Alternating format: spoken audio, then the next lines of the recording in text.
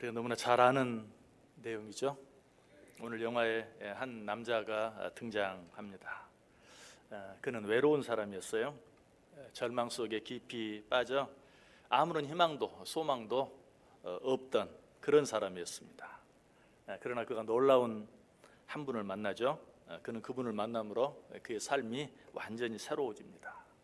외로움이 바뀌어서 기쁨이 되고 절망이 바뀌어 소망이 됩니다. 그가 만난 분이 도대체 누구였습니까? 그가 누구였길래 한순간에 그의 삶이 그처럼 놀랍게 변화될 수 있었을까요? 그분은 바로 우리가 믿는 예수 그리스도였습니다. 그는 하나님의 아들이셨고, 아니 하나님 자신이셨죠. 요한복음 1장 1절이 분명히 말합니다. 태초에 말씀이 계시니라.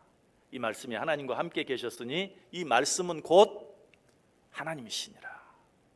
지금으로부터 2000여 년 전에 하나님의 독생자이신 예수 그리스도, 아니 하나님 자신이신 예수 그리스도께서 낮고 천한 인간의 몸으로 이 땅에 오셨어요. 그가 이 땅에 오신 이유가 무엇입니까? 예수님께서 이 땅에 태어나셨을 때 천군 천사가 외친 외침 속에 예수님께서 이 세상에 오신 중요한 이유가 분명히 나타나 있어요. 우리 성경을 통해서 한번 확인해 볼까요?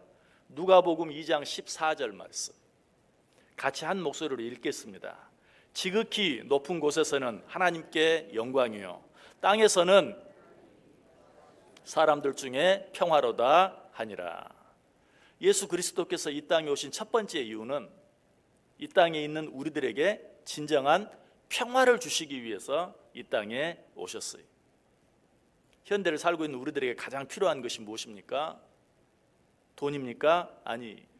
명예입니까? 아니. 건강입니까? 그것도 아니. 지금 우리들에게 가장 필요한 것은 평화예요. 제가 지난 주일에 광고하면서 새해부터 수요 예배 시간에 지난 주간에 국민일보에 나왔던 내용, 우크라이나 기독교인들이 전쟁 중에 가장 많이 읽고 묵상하고 서로 공유했던 성경 구절 10개가 나와 있는데 그 구절들에 대해서 앞으로 수요일에 말씀을 드리겠다라고 했는데 사실은 오늘 이 말씀이 그 첫 번째 말씀입니다. 수요일에도 드리겠지만 이게 신년 특별 새벽 기도회부터 그 구절들을 가지고 생각하고 이어서 계속해서 수요일에 나머지 것까지 다 한번 생각하면 좋겠다 하고 오늘 그 첫 번째 말씀 요한복음 3장 16절, 그것이 이 우크라이나인들이 전쟁 가운데 가장 많이 읽었던, 묵상했던, 그리고 공유했던 말씀이더라고요. 왜 그랬을까? 어쩌면 바로 방금 말씀드린 그 예수님께서 이 세상에 오신 첫 번째 이유, 그것은 우리들에게 뭘 주시기 위해서? 평화를 주시기 위해서. 바로 그 이유 때문에 전쟁 가운데 평화를 잃어버린 자들이 이 말씀을 가장 많이 읽고 묵상하고 서로 공유하지 않았을까 하는 생각을 해보게 돼요. 예수님께서는 우리들에게 바로 우리들이 가장 원하는, 아니 우리들에게 가장 필요한 그 평화를 주시기 위해서 이 땅에 오셨어요. 뿐만 아니라 예수님께서 우리에게 오신 또 한 가지 중요한 이유가 있어요. 그것은 무엇입니까? 역시 말씀을 통해 확인합니다. 마태복음 11장 28절 말씀 같이 읽겠습니다. 수고하고 무거운 짐진 자들아 다 내게로 오라. 내가 너희를 쉬게 하리라. 아멘. 현대인들의 가장 부족한 것이 한 가지 있다면 쉼이, 안식이 없어요. 너무 바빠요. 너무 분주해요. 예수님께서는 이런 우리들에게 참 쉼을 주시기 위하여, 즉 안식을 주시기 위하여 이 땅에 오셨어요. 그래서 예수님께서도 너무 바쁘고 너무 힘들고 너무 어려울 때는 쉬셨어요. 그리고 제자들에게도 너무 힘들 때는 좀 쉬어라 라고 말씀하신 것을 보게 돼요.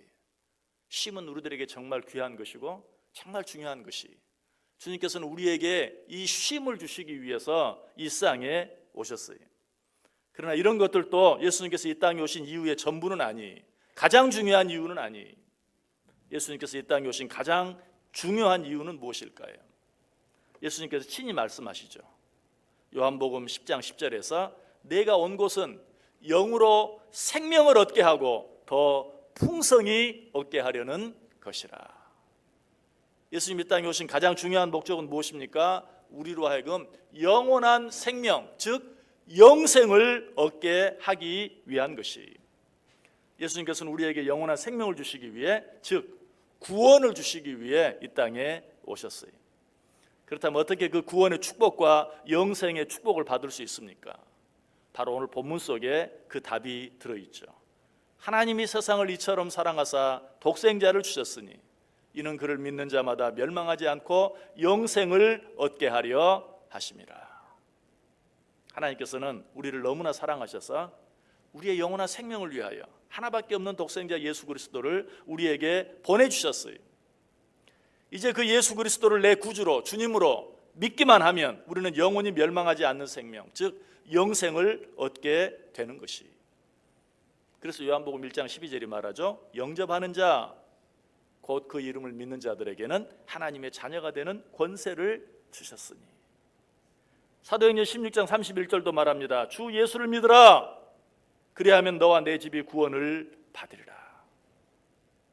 우리를 위해 이 땅에 오신 예수 그리스도를 나의 구주, 나의 주님으로 믿음으로 말미암아 나와 내 가족이 구원의 축복, 영생의 축복을 받을 수 있는 것이.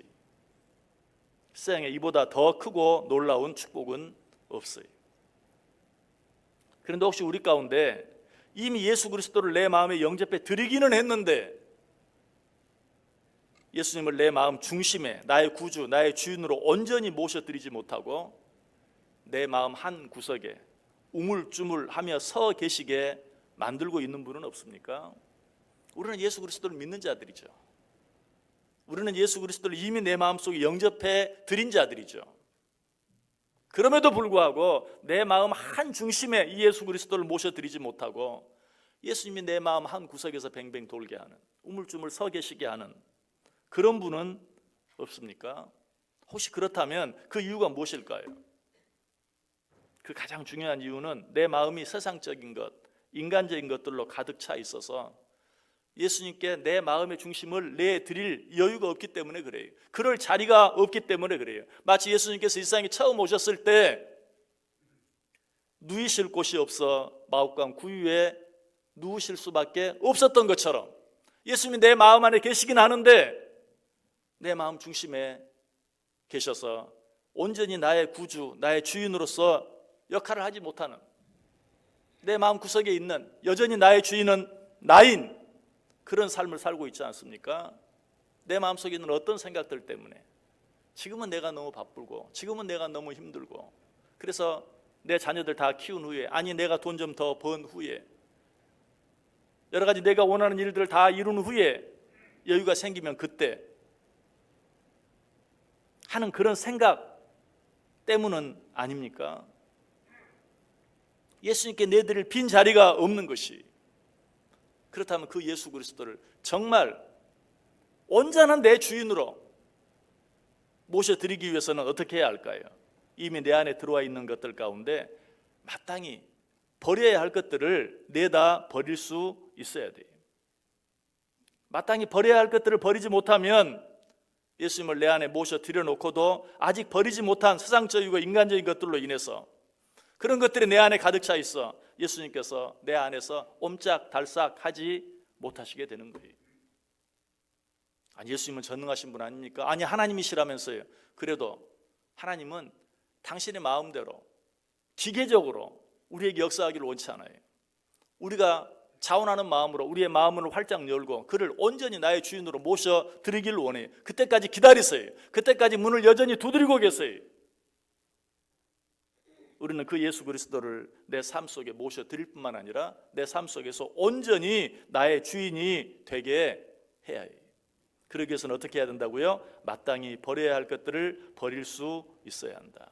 그렇게 함으로써만 내 안에 계신 주님께서 나의 진정한 주인이 되고 나의 구주가 되실 수 있는 것이. 그렇게 함으로 우리의 인생이 우리 주님에 의해 온전히 다스림을 받는, 그래서 그분께서 우리들의 그토록 주시기를 원하셨던 참 평화, 참 안식 뿐만 아니라 영원한 생명을 온전히 누리며 살아갈 수 있어야 돼요. 그런데 혹 내가 아무리 생각해도 내 삶 속에, 물론 그런 분은 계시지 않겠죠. 버려야 될 게 뭘까? 그런 건 없는 것 같은데 혹 그렇게 생각하는 분 계십니까? 그렇다면 내가 우선순위를 바로 하고 있는가? 먼저 해야 할 것을 먼저 하고 나중 할 것을 나중 하고 있는가? 한번 확인해 보세요. 오늘 신년 새해 첫날입니다. 두 가지를 꼭 생각하시길 바랍니다. 내 안에 새해를 시작하면서 버려야 될 것이 무엇이 있는가? 두 번째는 내가 새해를 시작하면서 순서를 바꿔야 할 것이 무엇이 있는가? 버려야 할 것은 버릴 수 있기를 바랍니다. 혹 먼저 해야 할 것을 나중 하고 나중 해야 할 것을 먼저 하고 있다면 순서를 바꾸시길 바랍니다. 우리가 일상을 살아가는 동안은 영도 중요하지만 육도 중요합니다. 육을 함부로 하라는 말이 아니, 우선순위를 바로 하세요. 항상 영적인 일이 먼저 되어질 수 있도록. 그렇게 할 때 주님께서 우리 삶의 온전한 주인이 되어주시고 내 마음 가운데서 나의 구주, 나의 삶의 주인이 되어주시고, 그로 인하여 우리 주님께서 이 땅에 오신 그 목적, 우리에게 진정한 평화를 주시고 우리에게 진정한 쉼을 주시고 무엇보다 우리 안에 영생의 기쁨과 영생의 감격이 넘쳐나게 해 주실 것이, 이 안에 오늘 주님께서 주신 이 말씀 기억하고 버려야 할 것들을 버리고 우선순위를 분명히 하며 살아갈 때, 그로 인해 주님께서 우리 삶의 온전한 주인이 되어주실 때 이 평화와 안식과 영생의 축복을 온전히 받아 누리며 살아가는 정말 그리스도인다운 그리스도인들, 그리스도인다운 그리스도인의 삶을 살아갈 수 있는 저 여러분 꼭 될 수 있기를 주님의 이름으로 간절히 축원합니다.